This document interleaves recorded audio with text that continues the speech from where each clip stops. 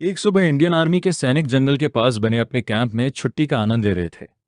कई दिनों से लगातार ड्यूटी करने के बाद उन्हें आराम करने का मौका मिला था। कुछ सैनिक क्रिकेट खेल रहे थे, कुछ गाने गा रहे थे और कुछ स्वादिष्ट खाना बना रहे थे। तभी जंगल की तरफ से एक शेर बाहर आया। सैनिक पहले थोड़ा डर गए, लेकिन शेर शांत था। एक बहादुर सैनिक अर्जुन धीरे धीरे उसके पास गया और उसे पानी दिया। शेर ने किसी को नुकसान नहीं पहुंचाया। सैनिक प्यार से उसे शेरू कहने लगे। माहौल खुशी से भरा हुआ था।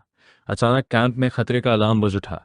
एक अधिकारी तेजी से कमांडर विक्रम के पास आया और बोला, सर, मोबाइल पर सूचना मिली है कि पाकिस्तानी सीमा के सैनिकों ने भारतीय सीमा चौकी पर हमला कर दिया है।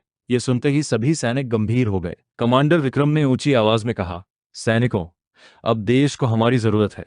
कुछ ही मिनटों में छुट्टी खत्म हो गई। सभी सैनिकों ने अपनी वर्दी पहनी, गन उठाए और सेना की गाड़ियों में बैठ गए। गाड़ियों की आवाज पूरे कैंप में गूंज उठी। रास्ता कठिन था, चारों तरफ धूल उड़ रही थी और आसमान में काले बादल छा गए थे।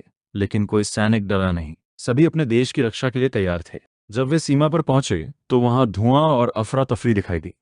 दुश्मन सैनिक आगे बढ़ने की कोशिश कर रहे थे। कमांडर विक्रम ने आदेश दिया, गांव वालों की रक्षा करो, सीमा को हर हाल में सुरक्षित रखो। भारतीय सैनिक बहादुरी से लड़ने लगे।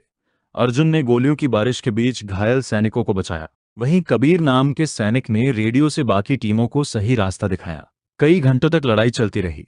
आखिरकार दुश्मन सैनिक पीछे हटने लगे। भारतीय सैनिकों ने सीमा की रक्षा कर ली। ठंडी हवा में भारतीय तिरंगा गर्व से लहरा रहा था। पास के गांव के लोग सैनिकों को धन्यवाद देने आए।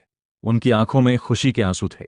कमांडर विक्रम ने अपने सैनिकों की ओर देखकर कहा, तुमने ये लड़ाई सिर्फ जीत के लिए नहीं, बल्कि करोड़ों लोगों की सुरक्षा के लिए लड़ी है।